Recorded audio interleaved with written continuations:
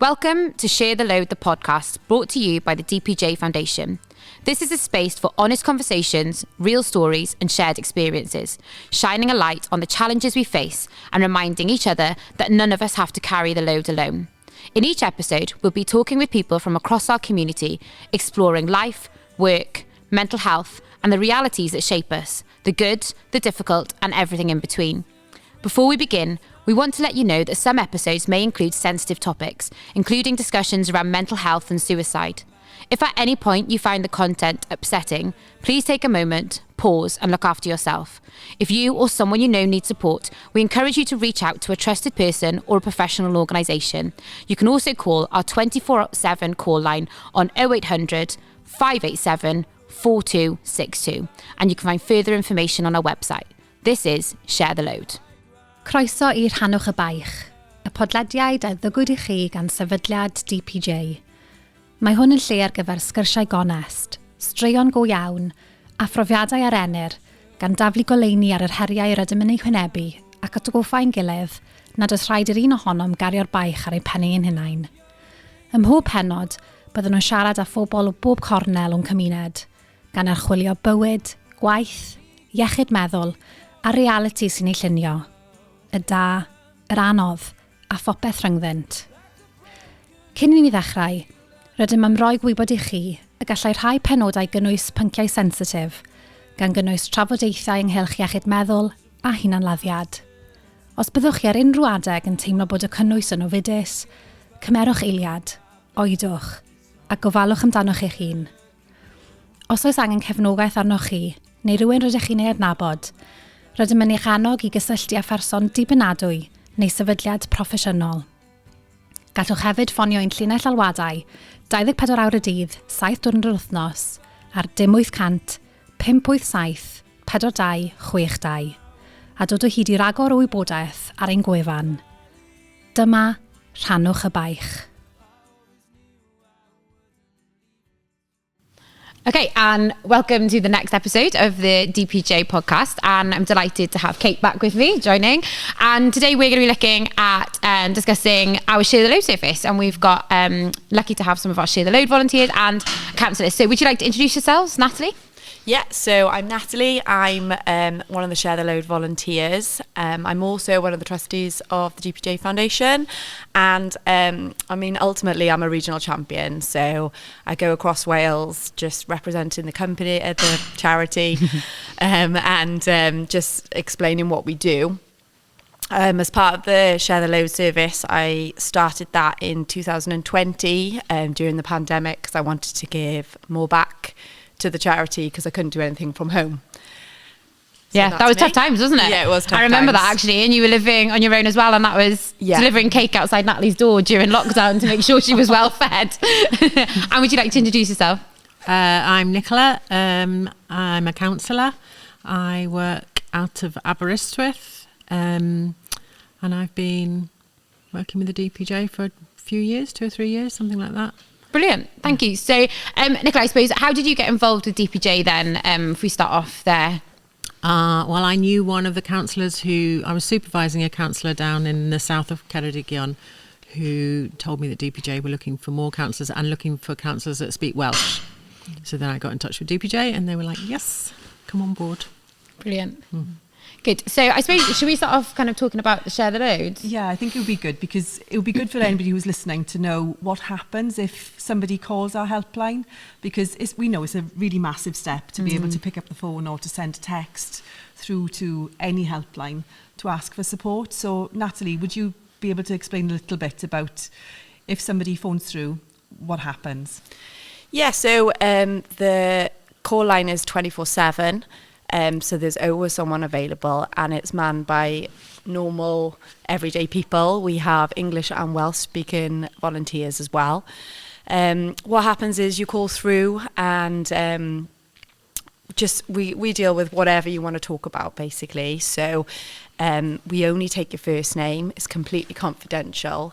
Our volunteers are not all in the agricultural sector. I'm not myself, and we're all across Wales as well.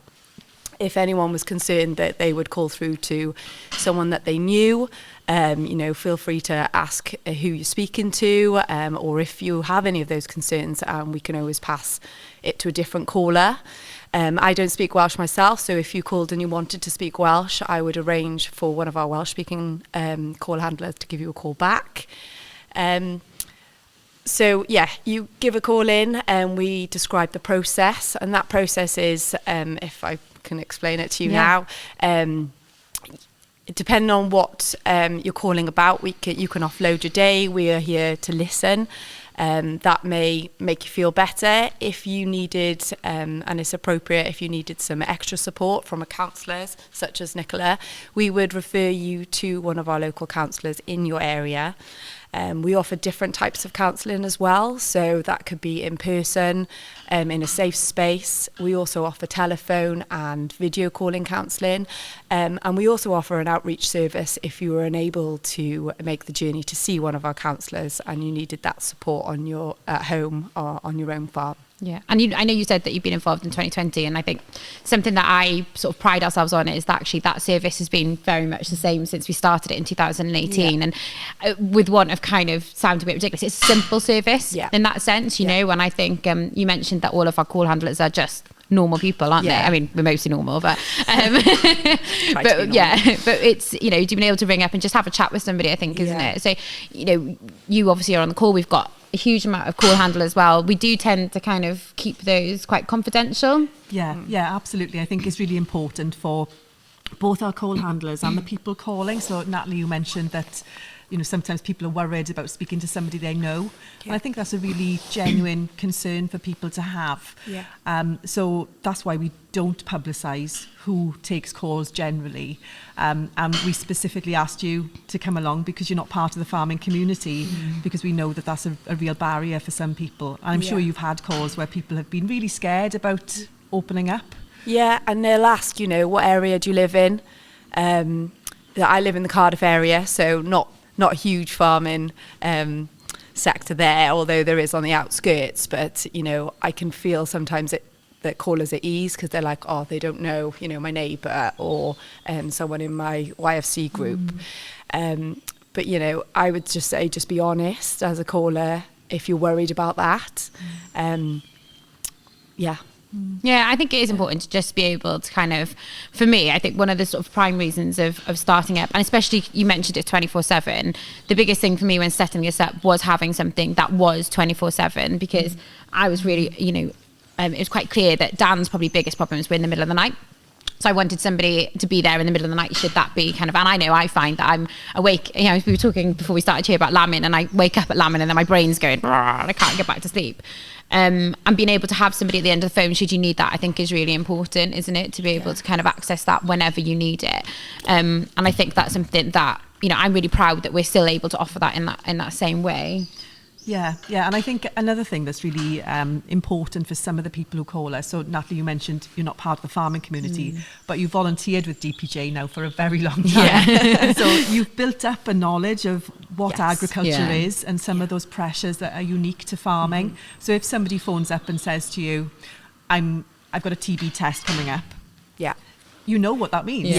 This reminds me really clearly of a conversation I had like very early on, and it was kind of even before the phone line even really started. And I just remember chatting to this farmer, and he was talking about TB, and he said to me, do you know what TB is?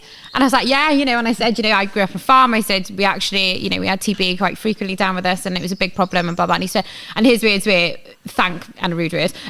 He said, I rang this other place once, and I spent an hour trying to explain to her what TB was, and I gave up in the end. And it is like so important, isn't it? To be able to have a conversation with someone who understands the realities of what you're going through. And like you said, although some of our call line handlers aren't from a farming background, they've really made the effort to make sure they understand those issues. I was just going to say, I remember, was it NVZ? Yeah. I did some research on that because I had a caller and I didn't really know what they were talking about, so I did my own research. So if I had any future calls, I was able to understand, you know, what they were talking about. And I learn all about TB. I get a lot of callers, you know, if they've got TB testing coming up and they're a bit anxious about that, or they've had the test and they're waiting on results, because that can be such a stressful time. So just knowing, you know, just offloading that worry on someone can help a person. Yeah, it's really important, isn't it? And so obviously we got that system that you mentioned about how you take the call, and then do you want to text us a little bit about the information that you take down then? Because obviously we're quite kind of clear with the information that we want, but also the information we don't want as well. Yeah, so we only take a first name, so I'm very clear with that. So I just want your first name. I do take your age, just to gauge, you know, what part of the community you're in, and to make sure that we have the right counsellor for you. If you want a Welsh speaking counsellor or English, we take down the area that you live in, what type of counselling you want, if you would like a male or female, which you feel more comfortable with.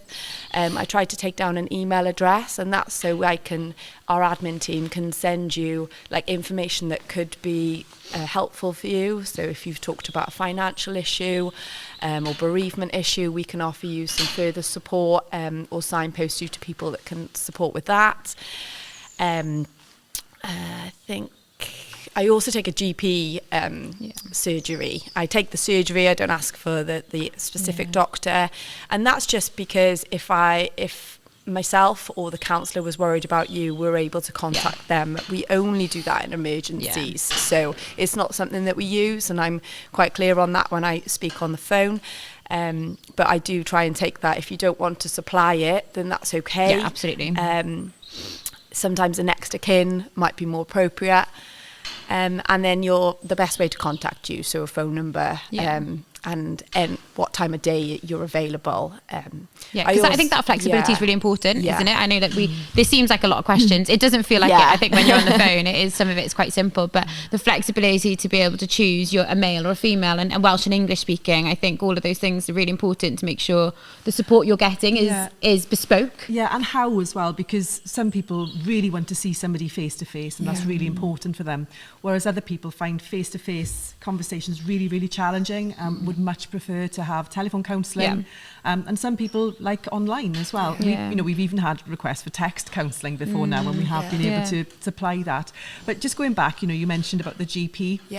We absolutely don't contact people's GPs, do we, unless we've either had their consent or we are concerned that they are at serious risk of harm. I think we've made, in the time that I've been with the charity, I think we've contacted 2 GPs in 5 years. And we've provided support to and in that time, a few thousand people. And in that time, it's been completely with the agreement of the individual, because often they've tried to access support and just can't get it. So I think communication is important, isn't it, with the individual who's coming to us to ask for help, because it's really important that they're involved in that process. Yeah, and I know that one of the barriers that a lot of people have is that they're fearful that the community will find out, which you mentioned, Natalie, but also that health services will find out, because that's why very often people don't get help in the first place, because they've had concerns about something on their records, which will mean that they won't in the future be able to access certain things, or maybe it'll be a problem when they come to renewal of licenses and that kind of thing. So it's really important that we're mindful of that, which we are. And so then when that comes through, then that gets sent through, just to kind of go through the process to we say admin team. It's one person. It's one person who is brilliant, and she is fantastic. She knows huge amounts. She's got a database of counsellors that we use across Wales, and we are really careful, aren't we, with the kind of the counsellors that we use. We make sure that we are speaking to the people who are using our service to make sure those counsellors are effective, and then that's where the likes of you come in then. So our lovely Kath, who is our admin, then gets in touch, and very, very quickly, what we wanted to be able to do, I think, as a charity, is be able to provide this quickly. I think that immediate kind of response was really important to us, to be able to, when you make that phone call, we try to say that, within at least sort of 24 to 48 hours, you should have a response from someone. But we do try and set the kind of boundaries around that. For example, if you rang, on a Friday, there's sometimes counsellors don't pick up emails on the weekend and things. But generally, people are contacted really quickly. And for me, that's really, really important. And then essentially then you take up that conversation from there then. Is that right? Yep. Yeah. And phone the person and say that I'm a counsellor from the DPJ and make an appointment. So do you see most of your clients, do you see them in Aberystwyth? You mentioned you work out of there, so you see them within your office space there? I've got a counselling office in Aberystwyth 2 days a week, and the vast majority of people want to come face to face. I know my colleague has occasionally been out to a farm, and I've also got had clients who, when they feel particularly low, might not be up for leaving the farm, and then usually we'd be on the phone. Okay. And that's really good. You can offer that flexibility, actually. So even definitely. within kind of like the same client, then obviously there's the flexibility to change things up then, I suppose. Yeah, definitely. And video counselling is not a problem at all. Brilliant. Yeah. Okay. Yeah, so as a counsellor, you're a qualified professional. Do you want to just talk through the training you've had to do to become a counsellor? Because I think a lot of people get confused between a volunteer and a professional counsellor, which is what you are. I suppose I'll just add on to that then. So, for example, Natalie, as a volunteer, you've done Samaritan training to be able to kind of call, work on the phone, as well as other mental health training and safeguarding and things like that. So that's kind of your training, which is kind of that level. But obviously, as you mentioned, Kate, Nicola, your training is that next level, isn't it? Well, it's a different thing. I went to College Sugar for 3 years. 1 day a week. You have to write loads of essays, do loads of practice, lots of counselling hours with a charity. I volunteered with Cruz Bereavement Care for 20 years probably, and I volunteered with a sexual abuse charity, and I've done counselling in lots and lots of different backgrounds. And you have to pass your certificate, and then you have to have supervision. So that's basically talking to in theory, older and wiser counsellor at least once a month, because otherwise you're always on one-to-one. It's always one-to-one, and nobody knows what you're doing if you haven't got somebody to talk to.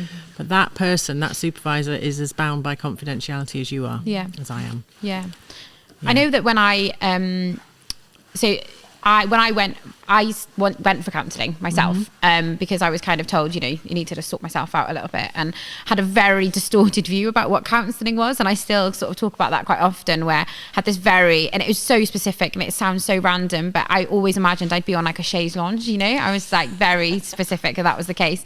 I just imagined me lying there, and it was very much kind of like that ideal was kind of brought on from films, I think, that I'd watched. Absolutely. I watched too much telly as a kid, I think. And I really sort of clearly in my head, it was always a bloke. This counsellor was always a man. I don't know why. It was just saying, and I imagined clipboards and like him just sitting there kind of analysing me, and it was almost a little bit of a frightening kind of thing to put myself forward for. And then when I actually went to counselling, and it was this absolutely different thing, I was like, oh, okay, this isn't what they tell you about on the telly. It was so different. So I suppose for anyone out there listening who is very unsure about what counselling can look like, kind of in the physical sense, could you give maybe a little bit of a description of how it looks like for you, for example? I know you mentioned your colleague goes out to farms and things, and we'll talk about that in a second, but what does your counselling sort of room look like, and how does that physically look like? Well, one of the things that you were saying just now about the analysis stuff is that there's very much a sense, isn't there, of there being an expert in the room, and then you're there and that expert is going to fix you. Yeah. And counselling is absolutely not like that. Well, not the way I do it anyway. If I've got any expertise, it's in listening and in making a safe space where that person can share absolutely anything that they want to share. And they are the expert on themselves, on their lives, on what's going on for them. And my job is to try and understand what's going on for them. And my supervisor would say the trying to understand is more important than the actual understanding, because then I remain curious and I don't think, oh yeah, I've got you taped. I'm always thinking, oh okay, well, what might be, oh yeah, what? And the curiosity and the really trying to get into that person's shoes to really understand what it feels like to be in their life.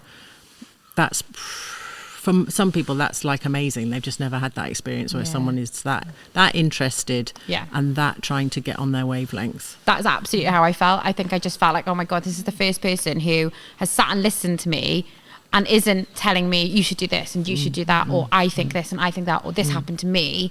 It was purely just about me. And it's strange because humans, I suppose, we're quite ingrained to think that's quite selfish and quite self-indulgent. Right. But actually, it was such a powerful experience for me to just be able to offload, I think. And what really surprised me, we were sitting almost kind of in the position that we are in now, really, where it was just in the room, the physical room was just a chair, and there was this really nice window with a view. It was outside Narberth, and I could see sort of outside there, and I had a cup of tea, and that was kind of it. There was no chaise lounge. There was no man with a clipboard trying to tell me my brain was not right, and which is all those things I think I had in my mind. Yeah.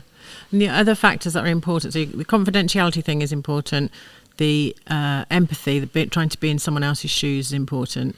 But the other thing that's important is to be yourself, not to be, an expert, kind of person, to be, genuinely yourself. So all counsellors will be quite different. Personalities have got quite different. And the other thing is a thing that we call unconditional positive regard, which is jargon. So I'll tell you that basically that is it's a kind of love in a way. The more you counsel people, the more you realise just how lovely human beings are, how they're all trying really hard to be themselves. It doesn't matter what kind of personality comes through the door.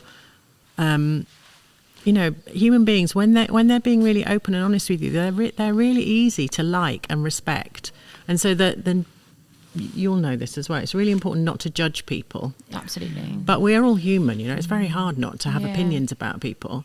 But when you hear a lot of people's problems, you understand that I don't know.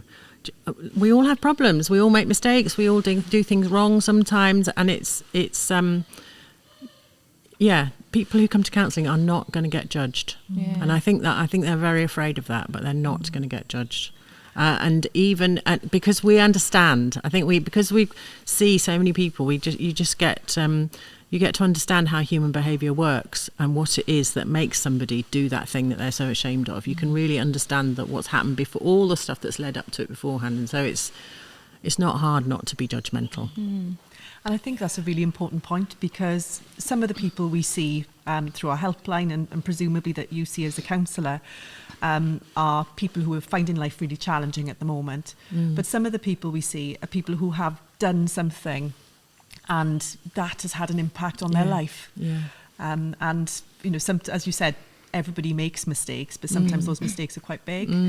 But it's really important to feel that those people have a space to feel understood, to be able to fix, I suppose, their future behaviour, perhaps. And I suppose on the other end of that then as well is you mentioned it kind of about the early stages, and I suppose I want to ask you a little bit about using counselling as a preventative measure to kind of before it goes down that, because I think quite often we get lots of people on the call line who are really far into their journeys, I think, Natalie, aren't they? And kind of really hit a really low point before they contact us. Whereas actually what we'd really like is if, people to be more aware of their own kind of feelings, to be able to make that early discovery of it and then be able to access it. So can counselling be used as a preventative measure? Yeah, definitely. I mean, you're absolutely right. The earlier people come, the better. And I think it's so sad that so many human beings don't realise that being able to ask for help is like a number one human skill, isn't it? It is. We all have to be able to ask for help, and there's no shame in it, especially as there's so many people like us who love helping. So when they ask for help, we get to help. And there are so many other people out there as well who want to help, when it's really important. But people are definitely easier to help early down the line. But I would say it's never too late to ask for help. You just might need different kinds of help. Yeah, absolutely. And it's not necessarily, I think, what was a real shock for me about counselling was it wasn't anybody giving me a magic thing that this is the fix now. You do this, Emma, and you're great again. It wasn't like that. It was a real kind of conversation of me finding out for myself. And I still, all these years after starting that counselling, nearly 10 years now, refer back to the things I learned about myself at that time. And I even had discussion in the past week where I said, well, when I had counselling, I understood this about myself. And when that moment clicked for me, I was like, this is the way I behave. This is why I behave the way I do. And it really kind of provided me with that clarity. But what I found really interesting was I had this counsellor. So this is partly the reason why Share the Load was started, because I contacted a call line, which I was advised to for support, was told it would be around about a 6-9 month waiting list, which is why I wanted to create something really quick. So I ended up going and get counselling myself, but having just lost my husband and have 2 small children, I had no money. So I went to a junior counsellor who was charging £15 an hour, which was much better than the alternative. And so this woman who was brilliant and great, I could not tell you her name. And that really sits with me a little bit. Like, she was great, but God knows what her name was. And because it was just an incredible feeling to be listened to in that way, I think was really special. But what for me is really important is that all of this is funded, so that we are able to use the funds that we raise, that the community out there raise, to be able to give this to other people. Because actually counselling an expensive thing. You know, quite rightly you said you did lots of work to get to the point where you are today, and quite rightly so, you know, you deserve to have that payment for that. But you know, when sometimes the financial impact of paying for counselling can be that added pressure, can't it? Yeah, absolutely. It can be a massive barrier for people, because I know there's some charities subsidise counselling and it's £10 a session, but even £10 every week when you haven't got £10 is a barrier, is too much. But also I think I'm really quite proud that we work with independent counsellors within communities across Wales. So we're not only are we providing people in agriculture with access to counselling really fast and to a high standard, but we're also arguably supporting people like yourself, Nicola, to be able to live within that community and have those thriving communities where the services are there and they're close to where people are living. Because I think it's really, really, you know, important that we're part of that, and that is there, because we've got counsellors like you right up and down Wales, in every part of the country. And obviously you see people sort of right through that process, don't you?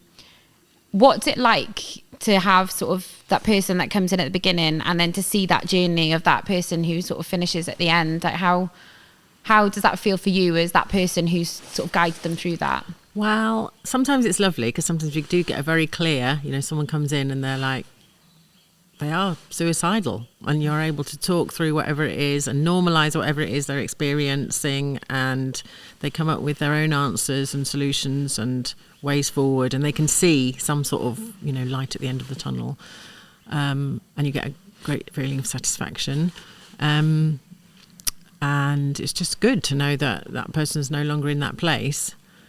It's not always that straightforward. Some people struggle, and they might feel better for a while, and then they sink again. And then it's not always so easy to see why, but they can come back. I was just going to say that. So I have a lot of callers where they've said that they've had support with us over the years, you know, a couple of years or even 6 months ago, and they can feel themselves, you know, starting to feel low again, and they'd like to see someone again to talk through the things. And, you know, that's completely available as part of our service. And, you know, they could see the same counsellor. I always ask the question, do you want to see the same person? Do you want to see someone different? Just in case. And I think that's important to highlight as well. I've had counselling myself, and if you don't gel with a counsellor that you are, you know, that calls you, that contacts you, then you can call us back and we can try and find someone else in your area, because not everyone gets on with everyone. Absolutely. You know, I've had people ask specifically for people outside of their area, or do they know anything about children or bereavement, and we can find those specifics for them. And I think that's something that I mean, Kath is an angel, and she knows kind of inside out, and she's very, you know, she's got a brilliant overview of kind of what individual counsellors are able to do, aren't they, for different people, and that's really important. Is that really like bespoke element of it? But I suppose what's also really bespoke for us is it's not you have this many sessions and then you're done, because I think I'm right in saying, Nicola, that everybody's different. Difference. It really does make a difference. It's fantastic being able to go back to Catherine and say, I think this person could really do with a few more sessions, and she almost always says yes. I don't think she's ever said no. And I think that's really important, isn't it? Because, you know, no two people going for counselling are going through the same thing. You know, some people are going, you know, like you said, some people come to your door that are suicidal and might need extensive support, whereas others are just kind of needing somebody to get through, a period, and might take 3 or 4 sessions. But the other thing I think matters, my impression is that Catherine, maybe other people, have got links with other organisations, because usually a mental health crisis or feeling really low or something is a response to what's going on in your life. So, you know, if you've got a massive debt problem, it doesn't matter how much counselling you have, if you can't sort out that massive debt problem, you're going to remain, you might get a bit better for a while, but if it doesn't go away, you're going to sink again. So it's really good that the DPJ has links with other charities that can help on practical ways as well. We work closely, don't we? And it's a really key part of the we know that counselling can help with a lot of things, with helping bring somebody to a position where they can deal with the debt or the paperwork or whatever. But like you say, that's not going to solve that problem. No. So being able to work hand in hand with other charities who work within agriculture, but also outside agriculture as well, who've got that specialist service, is really, really key. And I think I'm quite proud of the fact as well that we work really closely with health boards as well. Yeah. So we get, you know, if a farmer is going to hospital for whatever reason and things like that, then quite often, you know, in occasions we'll get contacted by the hospital to provide that support for people, and even by kind of mental health teams within the hospital who think, you know, actually you know better about this than we do, and then that for me is like, wow. And also they know that we don't have a waiting list. We don't operate a waiting list for support, whereas somebody maybe even in, you know, with the best will in the world and being in a really difficult place, they may still be waiting 6 months or more for any, you know, any sort of professional talking therapy. So being able to do it almost like that is really, really important. I just want to go back, I suppose, to, you know, the conversation we just had about yourself and saying about how that process, you know, and you can see things.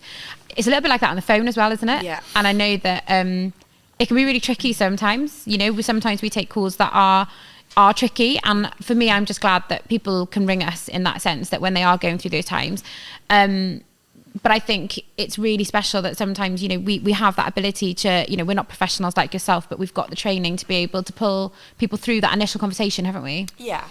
And I think it's important to mention from what we discussed is when you call us and we don't know you, you're not burdening us at all. Absolutely. I have that a lot on the phone. You know, I don't want to burden my family or friends, which is why I'm calling you, and that's really important because you can speak to. You know, I always encourage to speak to your friends and family, and people that are close to you, but that you may not want to, and that's what we're here for. So calling us is, you know, it's completely confidential. So you're not burdening me by telling me, you know, what you may have done or what's happening in your life or something that you're ashamed of, because I don't know you. So going back to the information as well, asking for an email address. So I when I'm on the phone, I always ask like the outline of you know, why you're feeling this way, because I can ask Kath, our admin lady, not our admin team, to send you some information on, you know, maybe drug and alcohol support or bereavement support or financial admin, whatever it may be, and she will find the right information for you, and she can email you that to have a read through, and you can call us back or whatever you need as a person. So you mentioned a couple of things there about drug and alcohol and like bereavement and things. You know, what are the themes really, I suppose, that we're seeing coming through, you know, obviously without referring to anyone in particular, but we've obviously got these certain themes that come through. And I know we had a period, you know, not so long ago where there was real concerns about TB, for example. So, you know, what other themes, I suppose, are we seeing coming through the calls at the moment? I've been on the call line for over 6 years now, so I've seen lots of different themes come through, and that it all depends on what's happening. You know, maybe the, you know, government, you know, we've had a lot of bereavement worries, succession planning worries. It may be isolation during the pandemic. I had a lot of people feeling isolated. I have that during the summer months as well. You know, they might be starting their role at 4 o'clock and finishing at 11 p.m. and sitting in a tractor all day, and they just feel like they're alone and they want to chat. A lot of relationship issues I see. So you mentioned that relationship issues. We quite often get calls, don't we, from people who are concerned about other people. So, for example, that's another one. So if you call us and you say, look, I'm worried about my partner, I think they're depressed or they're feeling low and they're shutting themselves off, or their children even, that's a really common call, and it's amazing that you've spotted that from your friends and family. You know, you've seen, you know, your neighbours not coming out, not going to mart, or you know, you haven't seen them around and you're a bit worried they've lost weight or something. How that works is that I always suggest that they go back, speak to them, because we need their consent. We don't cold call people. No, you know, I would never say, Emma, my neighbour, needs support. Kath, can you arrange Nicola to contact her? That's not something that we do. So I would have to speak to you. So I always suggest that they go away, explain to whoever it is who we are, what we do, and to call with them. Yeah. So you could do that before or you can do it after. That's the process that I always explain. So I've had a call recently where the person just came on and said, yeah, I'll give you consent to speak to... Yeah. And it's as simple as that, isn't it? It's just as somebody on the phone going, yeah, that's fine. That is fine. Yeah. It's fine. And I can take the rest of the information from someone else. I always explain it as it's something like, when you call to do your insurance. So I do it for my mum and they're like, we need to speak to your mum. Yeah. And my mum's like, yeah, speak to my daughter. And I'm like, yeah, fine. And then I just do the rest. And that's all it needs to be. And it's a very similar process to that, really. And it's, we just need to make sure that we speak to the person. They know what's going to happen. So, a counsellor will call within 48 hours, usually, unless it's the weekend. And this is the process that will happen. And quite often we'll offer support to that person as well. Yes. Because I always kind of put it out there that, you're in the best place to support somebody else if you're mentally, doing well yourself. And by getting that support yourself, that can be really helpful. And even if that other person doesn't necessarily want to access support at that time, getting the support yourself can be really helpful to be able to help them. You can kind of, you can't pour from an empty cup, can you, essentially? And being able to do that is important, isn't it? Absolutely. Yeah. But also there's a really good reason why we don't cold call people as well, isn't there? And that's because it can be in itself quite damaging for somebody to feel that their people closest to them are talking about them, that they're trying to micromanage their life or do things to them, and it can be really damaging. So that's why we have to ensure that they're fully at the table, because we do have some people who say, can't you just phone them? Can't you just give them a call? And we have to say no. But that's why it's really helpful to explain what we can do. This links in really with the kind of training that we do as well, because quite often people are, the people that do ring us like that, they're kind of unsure about how to have those conversations with somebody and how to have that kind of discussion of, I am really concerned about you, because it's really difficult, to say to someone, I'm really worried about you. I think you need to have some help. But actually, I suppose that's where, our training comes in, and it gives people the advice and support on to know how to have those conversations with somebody. But also our call handlers are really good at that. They're really good at kind of saying, try having this conversation, asking this sort of thing as well. But you have to be ready for counselling, don't you? You certainly have to be open to having, if you take that step to say, I need help, that's a massive that just opens it all up, really. And quite often you might even find that somebody feels considerably better between making the call and the first time they come and see you, just because they've opened themselves up to help and they know there's help coming, and it just makes and I think it is that idea of somebody's listening, isn't it? I know that kind of historically, I think counselling is definitely something that is more open now, and people talk about it a lot more. It's something that people know that other people are accessing, which is really important. But there is sort of historically a hesitation around it. It's always seemed to be something that happens in cities, isn't it? It's kind of like, like I said, going back to that old age thing of being a film. Why do you think there is so much hesitation around counselling in the rural communities? I suppose it's a question for both of you, really. I think it can be seen as like a sign of weakness, like any sort of support. I know, like, just from working with the agricultural sector over the last 10 years, they notorious for not visiting their GP, and they might see it as, you could be like part of that. They don't want to see you. They don't want people to know. They're embarrassed. They're worried about things like, you mentioned earlier about like a shotgun license I've had. I don't want help because they might take my shotgun license off me, and things like that. I think it's breaking down that stigma it's not what that is now. That's not what counselling is now. It's just about talk and therapy. It's just about making yourself feel better.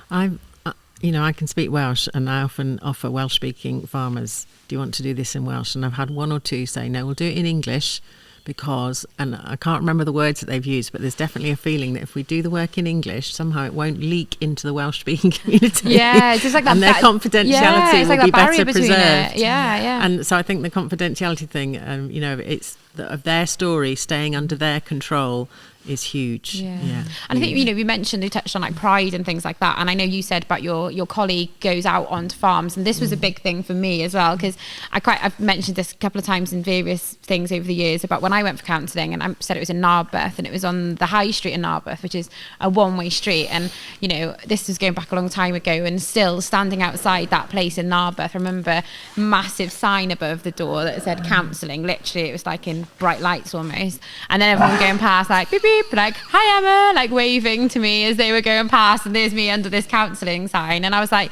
I was quite open about what I was doing, so it didn't bother me, but I thought, oh gosh, you know, someone else, and I kept taking it back to Dan. I was like, Dan would never stand outside this building where he had to knock on a door and wait until somebody opened that for him to go in and have counselling, and it was a real kind of barrier, I suppose, to getting that help. And I think you know, that pride element of people understanding and knowing your business, isn't it, is tricky, which is why I suppose the outreach counselling for me was something that was really important from the offset, that if people felt like they wanted it, it was an option. And also there's some people who simply can't get off farm. Absolutely. You know, they have mobility issues, they maybe can't drive, or maybe they can't drive without asking somebody else for help, and they don't want anybody else to know that they're getting help. So it really is important, and also being in your own safe surroundings. For many people, in fact for most people, the idea of going somewhere separate is quite important, because you're taking that issue somewhere else, and it's happening somewhere else. But having the option to be in your comfort zone, I suppose, is important. I think you touched on it there about kind of like, you know, it's your safe space, isn't it? And I think like farmers, you know, a lot of farmers, you know, we sit here now, you know, we are the farmer who owns this farm, who's saying he's lived here for 43 years, you know, and quite often farmers, it's their kingdom, isn't it? It's their kind of safe space, and like you mentioned, coming away from that can be really tricky. But it is important that if they've got that option there, should they want to kind of come away from it. But also, like I said, time isn't always on side. You know, if you're in the middle of lambing and you've got an appointment and a lamb's just been born, it's like, oh heck. But what really sort of, you know, a couple of counsellors very early on, I remember having a conversation, and this is going back very much in the early days, and kind of I used to ring up counsellors at that point and just check in on them after to make sure that they were safe, and having left because they was driving all sorts of places. And I remember her saying to me, yeah, there was a sheep under the table. And I was like, that's fine, it's okay.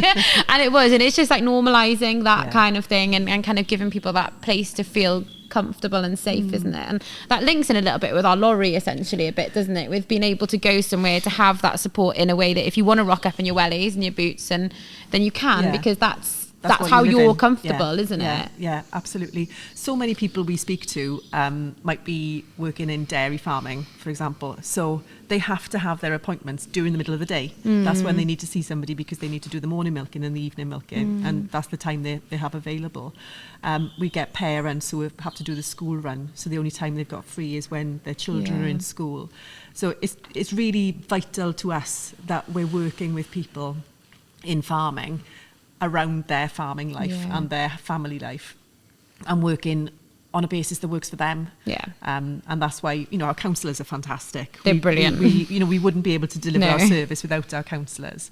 And how many counsellors now do we have across Wales? I'm putting on the spot, sorry. Yeah, so last year we worked with, I think it was 97 or 95 or 97 counsellors. So it's you know, it's really, it surprised me that there's just so many. We're constantly adding to our team, and because we need to be able to move quickly. Nicola, you'll know that obviously you have to work in a safe way for yourself and for the people you're working with. So you can't be seeing 20 people back to back in a day. That's not how it works, is it? So we need to make sure we've got enough people, that we've got that strength and depth within our counselling team to keep the people we work with safe, but also to keep our counsellors safe as well. I suppose what I want to touch on a little bit now is counselling with children.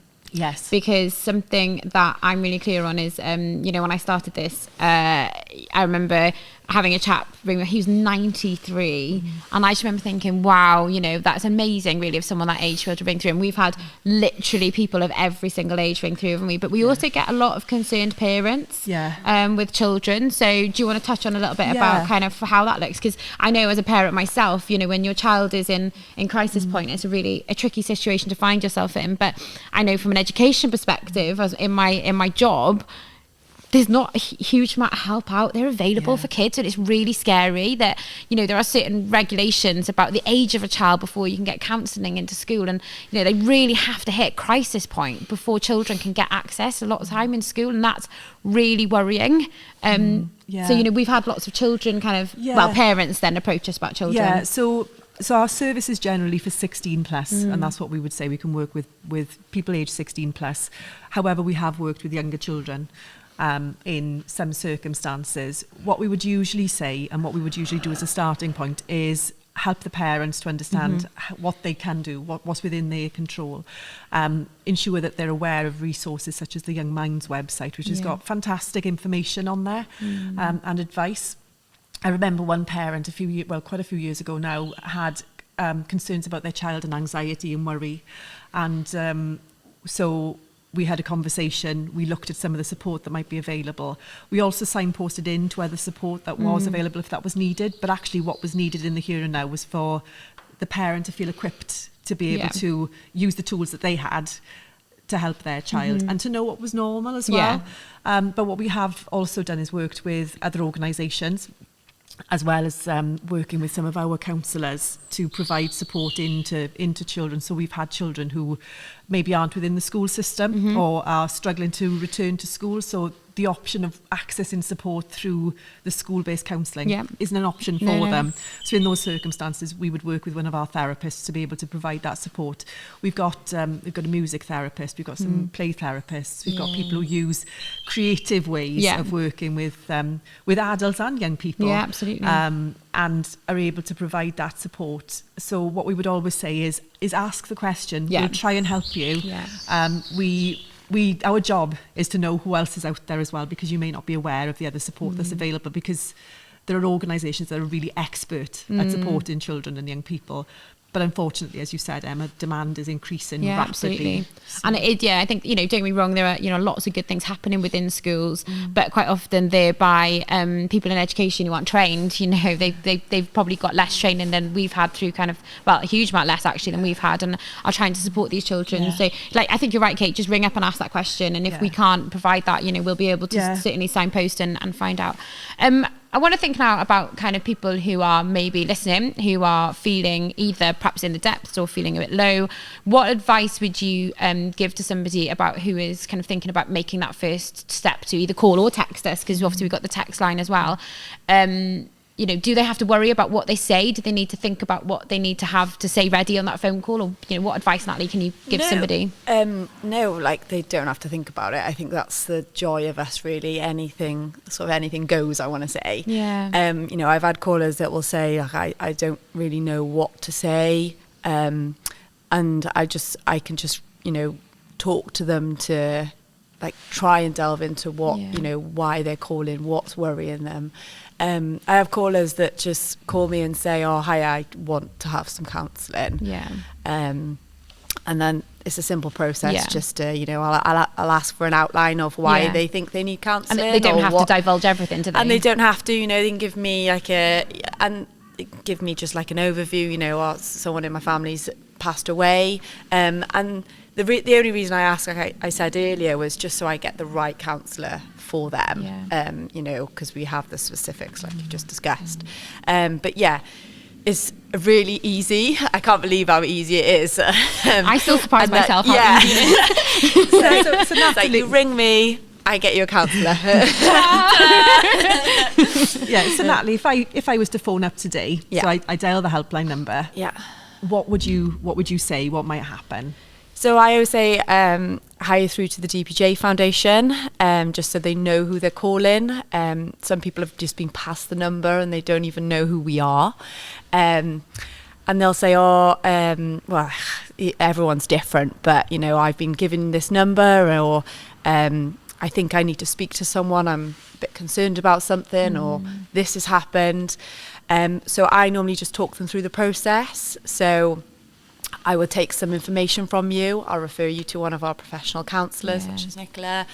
And within 48 hours, or like we said about expectations, if you call me on a Friday night, then it possibly be Monday by the time the counsellor would, or Kath would contact the counsellor. Kath doesn't seem to sleep though. No, she doesn't. She literally responds no matter to me what straight time away. of day. I've contacted. Send a referral through 11 o'clock at night. You get an email 11:01. No problem, on the case. I'm like, wow, she's brilliant. We try and be as quick as possible, which is what we pride ourselves in, like you said. But I always say around 48 hours or a working day. Then the counsellor will contact you to arrange an appointment. One of my questions is, are we okay to leave a voicemail? Because sometimes the counsellor will call withheld or with a random number. Is it safe to leave a voicemail? If you're giving me your home phone number, maybe you don't want your family to know or that voicemail to be left. So that's an important question. And the counsellor will contact you, and then arrange an appointment to see them. So we touched earlier on a little bit about the Samaritan training that you received. How did that training equip you for these conversations?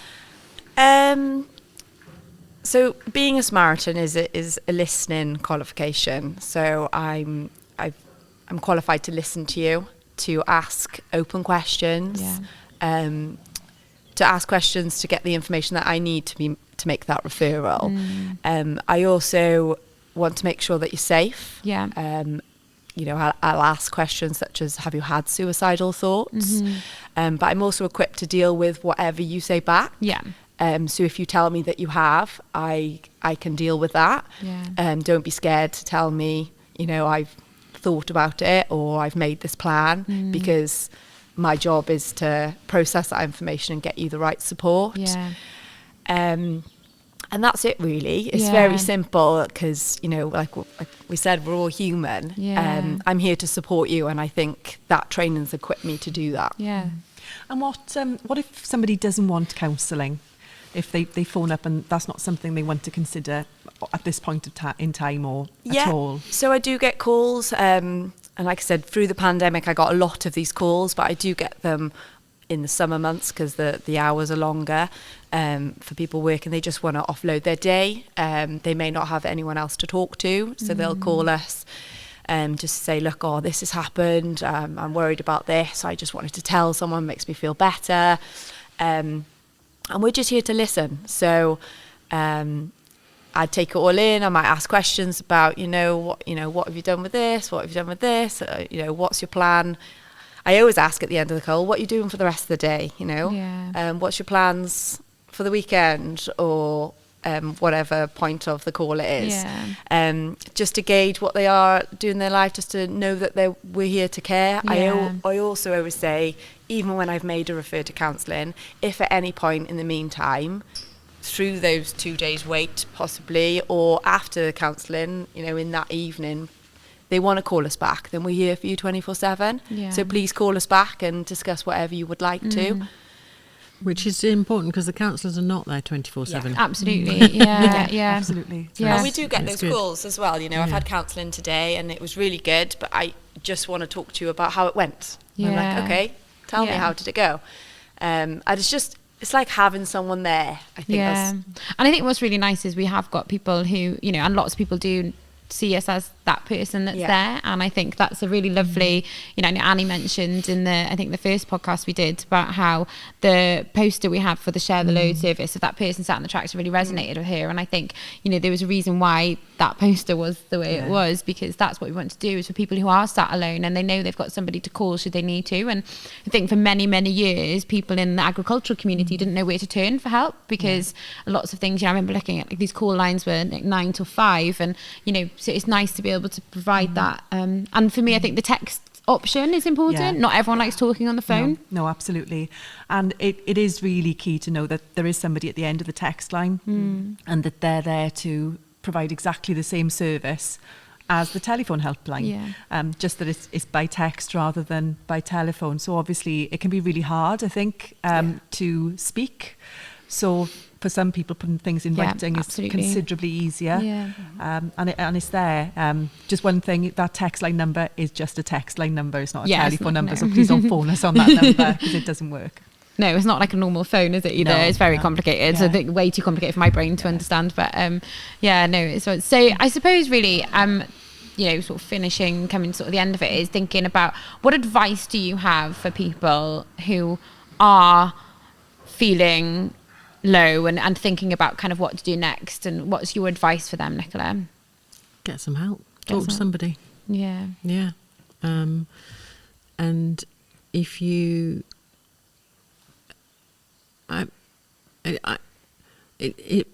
it's very easy to feel like you're completely on your own with something, but there really are people out there who will help if you have got, the ability to make that call. I think that's what you need to do. Natalie? Yeah, echo what Nicola said, but just, knowing someone's there. I really believe in talking therapy. I think if you tell what's the saying, a problem shared is a problem halved. Yeah. So just reach out, really. We are here for you no matter what. I would say reach out if you're feeling low, not when you're at crisis point, but if you are at crisis point, then, we're still here. But just try and support yourself. That self-care is really important, and part of calling us is that. Yeah, absolutely. What's your advice, Kate? I think exactly what both Nicola and Natalie have said, really. It is speak to somebody, but whether that's speaking to us or speaking to somebody around you, if it's speaking to the person you live with or you see day to day, or if you're speaking to the dog, just getting it out. But don't suffer on your own, because when you're feeling low or anxious, it can feel like you're the only person who can manage this, who can solve the problem. But actually that second person listening, not necessarily even telling you the answers, but just listening and helping you to find your own solutions, can be absolutely life-changing. And I suppose also, just to add on to that as well, is, you don't have to shout from the rooftops that you're getting counselling. No. You don't have to go around and be like, I'm having therapy and whatever. It's just, you can, it can absolutely be something that you do without anybody else knowing about it or understanding about it. Yeah. But also, on the same hand, if you want to go out and talk about it, it's a really important thing to do if you're able to do that. And I know a friend recently who's access support, and I think he's told everybody in Pembrokeshire about us and about what we've been able to provide, and that normalises that therapy and normalises the idea of getting that talk, which is really, really important, isn't it? And if we can normalise that even further, people will be more confident at getting help, won't they? Well, we've supported over 1,400 people with professional counselling in the time that the Share the Load service has been running, and that doesn't take into account the people who have texted and telephoned to speak to someone who've asked for support. Some of those people have come back for further sessions on multiple occasions in some cases. So that's an awful lot of people who find the therapy helpful. Absolutely, yeah. And have found that, but actually most of those people probably aren't telling other people that they're getting that support. But like you say, more and more people are acknowledging the benefits. Yeah, I remember very early on, kind of, like I say, it's confidential. We have no idea who has counselling and who doesn't have counselling. And being in the county show, and a woman sort of came up to me and said, I just want to say thank you, for what you've done for my husband and things.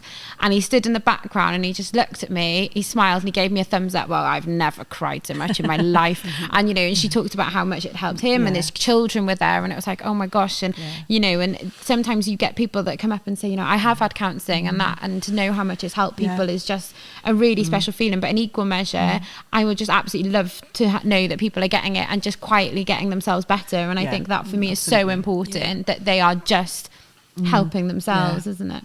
Yeah, completely. So thank you. I think this has been really insightful, and I know that obviously we know the service inside out, but it's really lovely to hear your perspectives of the service as well. And I think Nicola, especially, about how nice you are about DPJ is also really helpful. So that's great. So thank you. So we are finishing each of our podcasts off with asking people about your bucket. So we quite often use the analogy of everyone having a stress bucket, and we all talk about things that fill up our bucket and fill that up, but actually it's really important to understand what empties our bucket as well. So Kate and I, we've already heard some really random ones. Absolutely. It's been amazing. I love people's different things that they do, and we've already discovered mine change weekly. What's yours this week, Kate? Well, mine is still netball, and in good news, because previously I was concerned that my team was going to fold, the league was going to fold. The league is continuing continue it. Yay! And my team won the Winter League, so we're the champions. Well Yeah, done. so yeah, good. Look out, Wales netball. Kate's coming your way.